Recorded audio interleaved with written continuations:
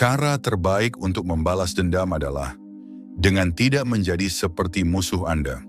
Pelajaran kuat ini mengingatkan kita bahwa seringkali tindakan orang yang ingin menyakiti kita dirancang dengan cermat untuk membuat kita kehilangan kendali dan memukul kita di tempat yang paling menyakitkan.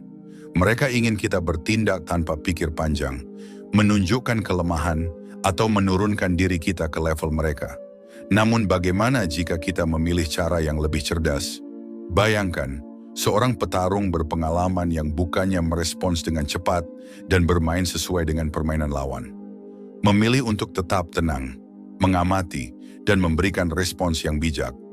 Dia tahu bahwa pertarungan tidak akan dimenangkan dengan jumlah pukulan yang mendarat, tetapi dengan mempertahankan postur dan kendali, membuat lawannya frustasi dengan ketepatan. Demikian pula dalam kehidupan sehari-hari. Ketika kita tidak memberikan perhatian pada serangan yang diterima, penyerang merasa frustasi karena menyadari bahwa upaya mereka tidak berguna melawan seseorang yang kebal terhadap provokasi mereka. Inilah esensi dari stoikisme. Fokus pada apa yang dapat kita kendalikan, reaksi, dan sikap kita, dan melepaskan apa yang di luar kendali kita. Dalam video ini, kita akan membahas cara praktis untuk menanggapi orang yang menyakiti Anda berdasarkan prinsip-prinsip stoikisme.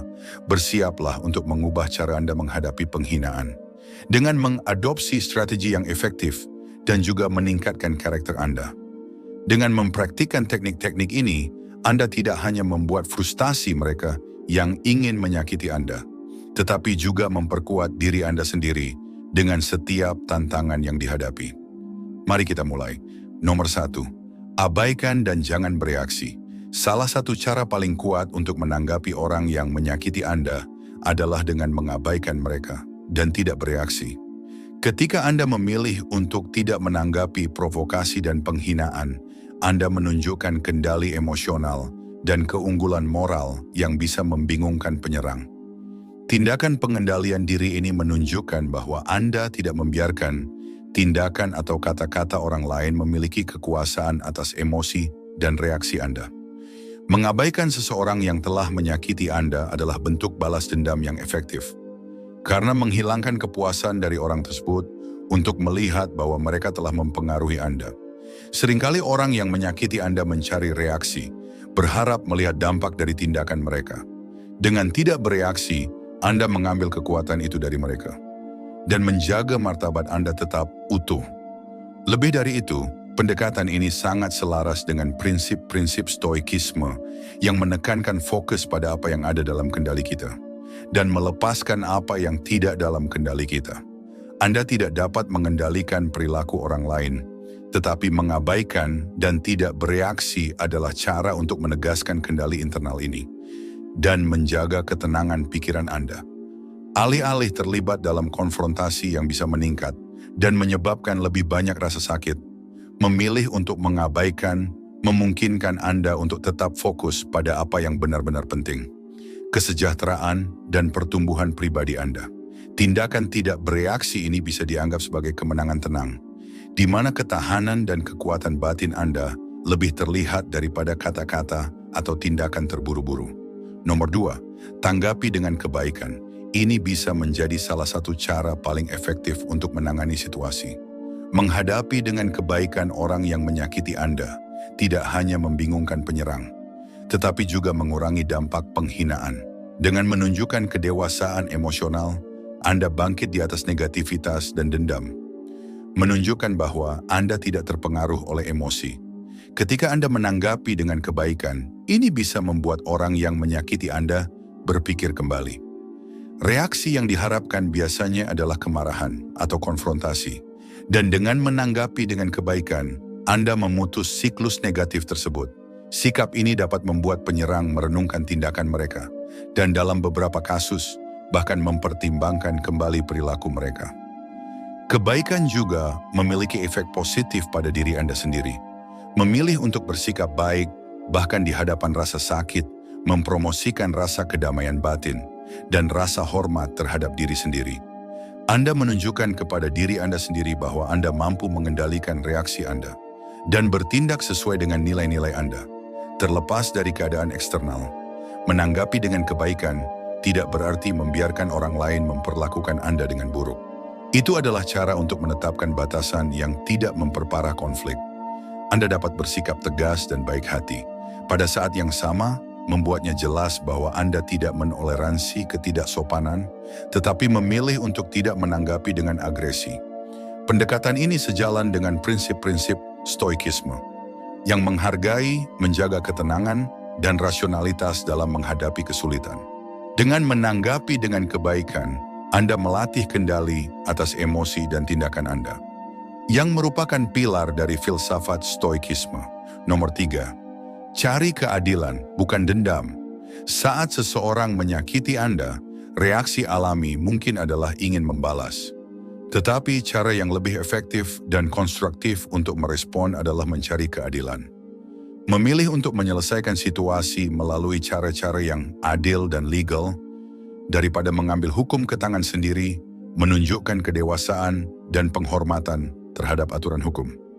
Mencari keadilan berarti mengandalkan otoritas yang kompeten, sistem hukum, atau prosedur institusional untuk menyelesaikan masalah. Ini bisa termasuk mengajukan keluhan resmi, mencari mediasi, atau berkonsultasi dengan pengacara, tergantung pada tingkat keseriusan pelanggaran. Jalan ini tidak hanya menawarkan resolusi yang tidak memihak, tetapi juga melindungi Anda dari potensi konsekuensi negatif yang mungkin timbul dari balas dendam pribadi. Misalnya, jika Anda menjadi korban fitnah di tempat kerja, alih-alih menghadapi penyerang secara agresif, pendekatan yang lebih bijaksana adalah mendokumentasikan bukti dan membawa kasus tersebut ke sumber daya manusia, atau bahkan sistem peradilan jika perlu. Ini tidak hanya menjaga integritas Anda, tetapi juga dapat menghasilkan konsekuensi yang sesuai bagi penyerang, berdasarkan hukum dan kebijakan organisasi. Memilih keadilan daripada balas dendam sejalan dengan prinsip-prinsip stoikisme tentang rasionalitas dan pengendalian diri.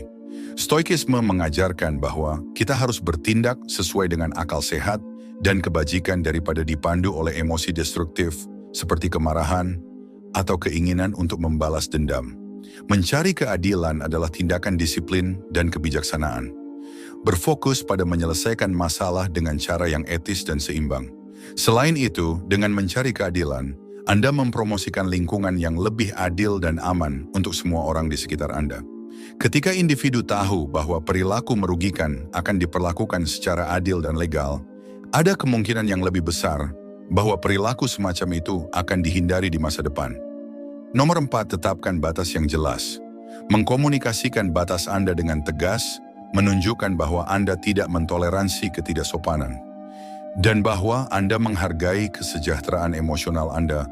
Menetapkan dan mengekspresikan batasan ini adalah bentuk penghormatan terhadap diri sendiri dan cara efektif untuk melindungi diri Anda dari perilaku berbahaya. Ketika Anda menetapkan batasan, Anda memberitahu orang lain tentang apa yang dapat diterima dalam hubungan Anda. Ini membantu mencegah rasa sakit di masa depan dengan menjelaskan tindakan atau kata-kata apa yang tidak akan Anda toleransi. Misalnya, jika seseorang sering membuat komentar merendahkan tentang Anda, penting untuk mengatakan dengan tegas, "Saya tidak menerima Anda berbicara kepada saya." Dengan cara itu, mengkomunikasikan batas Anda dengan tegas namun sopan tidak berarti menjadi kasar atau agresif. Anda bisa menjadi tegas tanpa kehilangan ketenangan atau kebaikan. Mengatakan, "Saya merasa tidak dihormati ketika Anda melakukan itu, dan saya perlu Anda berhenti," adalah contoh bagaimana Anda bisa menetapkan batasan dengan jelas dan langsung. Selain melindungi kesejahteraan Anda, menetapkan batasan yang jelas juga mengajarkan orang lain untuk menghormati Anda. Seringkali orang menguji batas kita untuk melihat sejauh mana mereka bisa pergi. Dengan konsisten dan tegas dalam menegakkan batasan Anda menunjukkan bahwa Anda serius tentang bagaimana Anda ingin diperlakukan. Perspektif stoik juga bisa diterapkan di sini. Stoikisme percaya akan pentingnya mempertahankan martabat dan ketenangan dalam menghadapi kesulitan. Menetapkan batasan adalah cara untuk menjaga martabat tersebut. Karena Anda menjaga diri Anda sendiri dan tidak membiarkan orang lain mempengaruhi keadaan emosional Anda secara negatif. Nomor 5, fokus pada solusi, bukan masalah.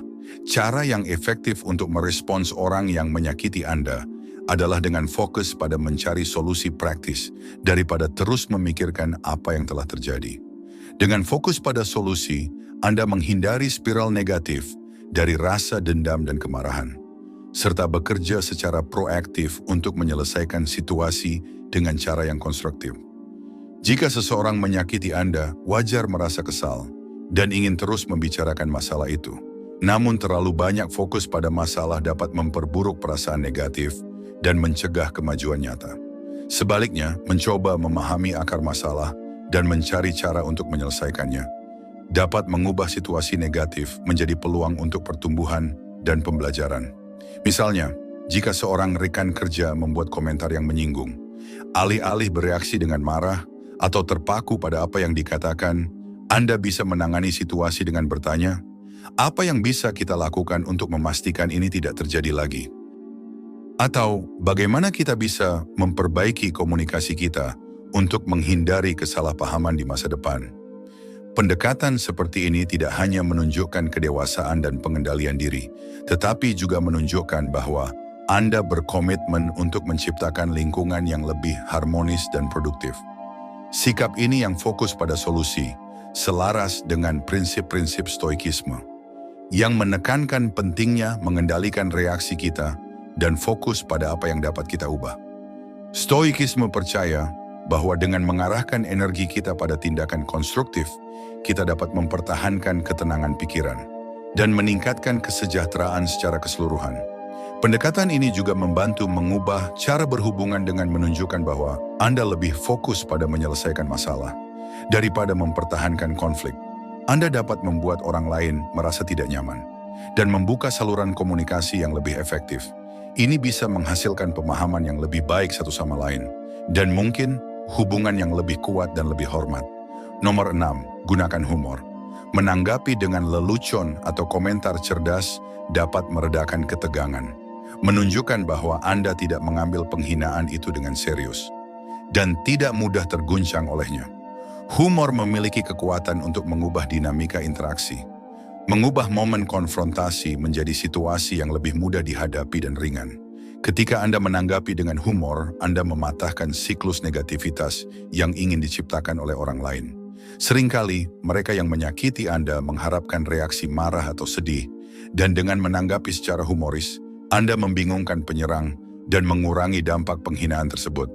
Pendekatan ini bahkan bisa membuat orang tersebut merenungkan tindakannya dan menyadari betapa sia-sianya upaya mereka untuk menyakiti Anda.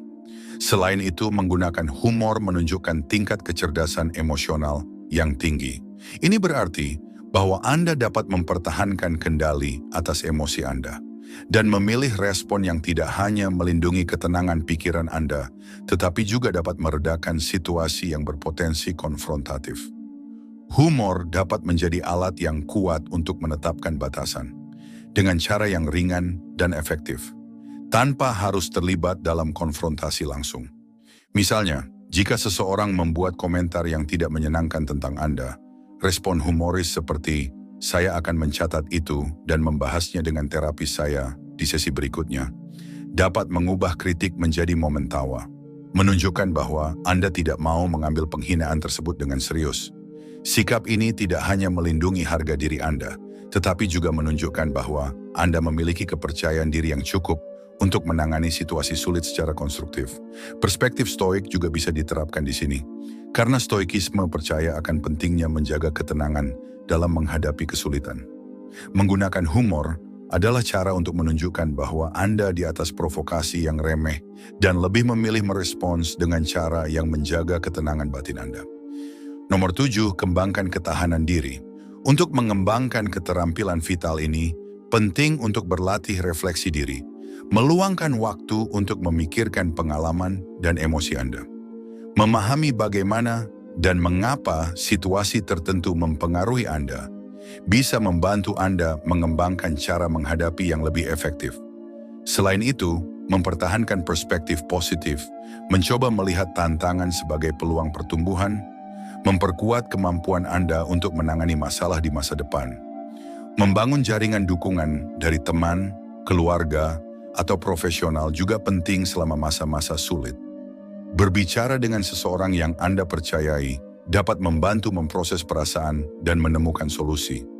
Merawat kesehatan fisik dan mental Anda dengan berolahraga, menjaga pola makan seimbang, dan memastikan tidur yang cukup adalah dasar untuk mempertahankan ketahanan diri. Aktivitas seperti meditasi dan mindfulness dapat membantu mengurangi stres dan meningkatkan kejernihan mental.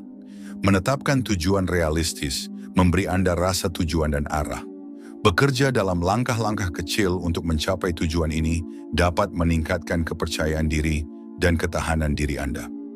Lebih jauh lagi, belajar dari pengalaman, melihat setiap kesulitan sebagai pelajaran, memungkinkan Anda menerapkan pengetahuan tersebut di masa depan. Perspektif stoik menekankan pentingnya menerima apa yang tidak bisa kita ubah dan berfokus pada mengendalikan reaksi kita. Mengembangkan ketahanan diri adalah cara untuk menginternalisasi filosofi ini, karena memungkinkan Anda mempertahankan ketenangan dan stabilitas, bahkan dalam menghadapi provokasi dan penghinaan. Ketika Anda tangguh, penghinaan kehilangan kekuatan untuk mempengaruhi Anda secara mendalam. Anda dapat pulih lebih cepat dan terus maju, tanpa membiarkan negativitas orang lain menentukan keadaan emosional atau tindakan Anda. Ini tidak hanya meningkatkan kualitas hidup Anda, tetapi juga menunjukkan kekuatan batin yang menginspirasi rasa hormat dan kekaguman. Nomor 8. Hindari konfrontasi yang tidak perlu. Menyadari kapan lebih baik untuk menarik diri dari situasi daripada terlibat dalam konfrontasi dapat menjadi demonstrasi kebijaksanaan dan pengendalian diri. Dalam banyak keadaan, bersikeras pada konfrontasi dapat memperburuk situasi, meningkatkan stres dan emosi negatif, tanpa membawa resolusi yang positif. Dengan memilih untuk menarik diri dari potensi konflik, Anda memprioritaskan ketenangan pikiran dan kesejahteraan emosional Anda. Ini tidak berarti bahwa Anda menerima penghinaan atau tunduk pada perilaku tidak pantas orang lain. Sebaliknya, ini berarti Anda memilih untuk tidak memberi makan negativitas dan permusuhan. Menjaga energi Anda untuk situasi yang benar-benar penting. Menghindari konfrontasi yang tidak perlu, memerlukan kebijaksanaan dan pemahaman yang jelas tentang prioritas dan batasan Anda. Tanyakan pada diri Anda, apakah konfrontasi tersebut benar-benar akan membawa solusi, atau hanya merupakan reaksi spontan terhadap rasa sakit. Seringkali, dengan merenungkan situasi, Anda akan menyadari bahwa respons terbaik adalah hanya berjalan pergi dan tidak melanjutkan diskusi. Selain itu, pendekatan ini sejalan dengan prinsip-prinsip stoikisme yang menekankan pentingnya menjaga ketenangan dan rasionalitas dalam menghadapi kesulitan. Stoikisme mengajarkan bahwa kita harus fokus pada apa yang dapat kita kendalikan, reaksi dan sikap kita sendiri, dan melepaskan apa yang tidak bisa kita ubah, seperti perilaku orang lain. Ketika Anda menghindari konfrontasi yang tidak perlu, Anda menunjukkan kedewasaan emosional dan pengendalian diri. Ini tidak hanya melindungi kedamaian batin Anda, tetapi juga dapat membingungkan penyerang yang seringkali mengharapkan reaksi defensif atau agresif. Dengan menarik diri dengan martabat, Anda mempertahankan integritas Anda dan menunjukkan bahwa Anda tidak mudah terguncang oleh provokasi. Nomor 9. Perbaiki diri sendiri secara terus-menerus. Terus mencari cara untuk meningkatkan keterampilan dan kemampuan Anda adalah cara efektif untuk menunjukkan bahwa Anda tidak terpengaruh secara negatif oleh tindakan atau kata-kata orang lain. Dengan melakukan ini, Anda tidak hanya memperkuat diri sendiri, tetapi juga mengirimkan pesan yang jelas tentang ketahanan dan ketekunan. Ketika Anda mengarahkan energi Anda ke pengembangan diri, baik melalui pendidikan, keterampilan baru, aktivitas fisik, atau hobi, Anda sedang membangun versi diri Anda yang lebih kuat dan lebih percaya diri. Fokus pada perbaikan diri ini mengubah rasa sakit menjadi motivasi. Mengubah apa yang bisa menjadi pengalaman negatif, menjadi pendorong untuk pertumbuhan. Lebih jauh lagi, memperbaiki diri sendiri, menunjukkan bahwa Anda tidak membiarkan sikap negatif orang lain menentukan siapa Anda atau bagaimana perasaan Anda. Dengan fokus pada tujuan dan aspirasi Anda sendiri, Anda membangun rasa tujuan dan arah yang melampaui upaya apapun untuk meruntuhkan Anda. Tindakan perbaikan diri ini adalah bentuk balas dendam diam-diam dan efektif, menunjukkan bahwa Anda kebal terhadap upaya untuk menyakiti Anda.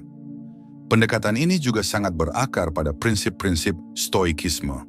Stoikisme percaya bahwa kita harus fokus pada apa yang dapat kita kendalikan, tindakan dan reaksi kita sendiri, dan melepaskan apa yang di luar kendali kita, seperti perilaku orang lain. Dengan memperbaiki diri sendiri, Anda sedang melatih kendali ini dan mengembangkan kehidupan yang penuh dengan keunggulan dan kebajikan.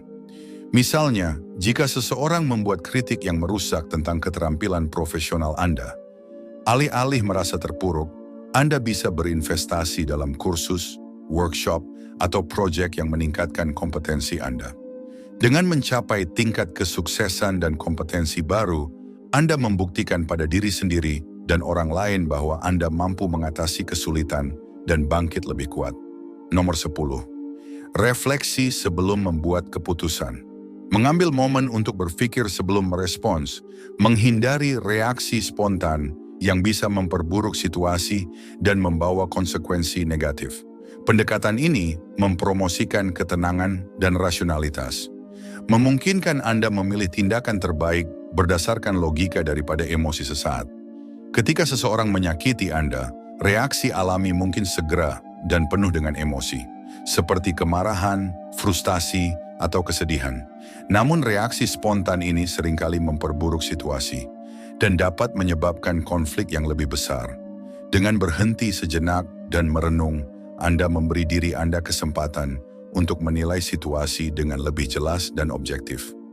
Untuk melatih refleksi ini, pertimbangkan beberapa pertanyaan sebelum merespons. Apa tujuan dari respons saya? Apakah ini akan menyelesaikan masalah atau hanya meningkatkan konflik? Bagaimana saya bisa mengungkapkan perasaan saya dengan cara yang mempromosikan solusi daripada menciptakan masalah lebih lanjut? Pertanyaan-pertanyaan ini membantu mengarahkan respons Anda ke arah yang konstruktif dan efektif. Perspektif stoik sangat berguna dalam konteks ini. Stoikisme mengajarkan pentingnya menjaga ketenangan dan pengendalian emosi dalam segala situasi. Refleksi sebelum membuat keputusan adalah cara untuk menerapkan filosofi ini dalam praktik. Dengan melakukannya, Anda sedang melatih pengendalian diri dan mencegah emosi sesaat mendominasi tindakan Anda.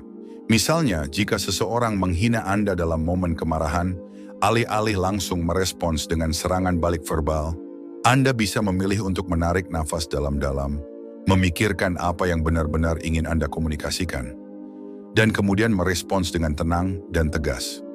Ini tidak hanya menghindari eskalasi konflik, tetapi juga menunjukkan kedewasaan Anda dan kemampuan untuk mempertahankan ketenangan di bawah tekanan. Lebih jauh lagi, pendekatan ini dapat menghasilkan hasil jangka panjang yang lebih baik. Respons yang dipikirkan dengan baik cenderung lebih efektif dalam menyelesaikan konflik dan menjaga hubungan. Hal itu menunjukkan bahwa Anda menghargai komunikasi yang sopan dan berkomitmen untuk menyelesaikan kesalahpahaman dengan cara yang beradab. Semoga Anda menikmati video ini. Dan jika Anda telah sampai di akhir, tulis kebijaksanaan versi Anda di kolom komentar. Jika Anda baru di channel ini, silakan subscribe channel Stoic Zone. Sampai jumpa di video berikutnya.